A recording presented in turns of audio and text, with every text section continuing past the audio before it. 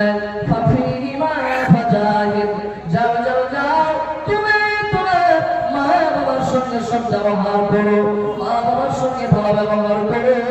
এটা হবে তোমার জিহাদের চাইতে উত্তম। তাহলে বোঝা গেল জিহাদ করা চাইতে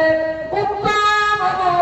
আল্লাহর কাছে পছন্দনীয় আমল, সেটা হলো মা বাবার সঙ্গে সৎ ব্যবহার করা।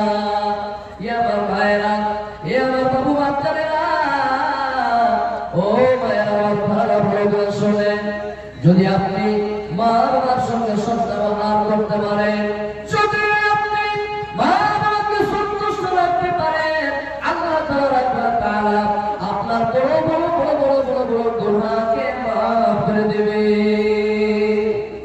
একজন সাহাবী আমার কাছে জিজ্ঞেস করলেন, নবীজি, আমার দ্বারাই অনেক বড় ভুল হয়ে গেছে, আমার দ্বারাই অনেক বড় পাপ হয়ে গেছে, ও দয়ার নবী গো, আমার কি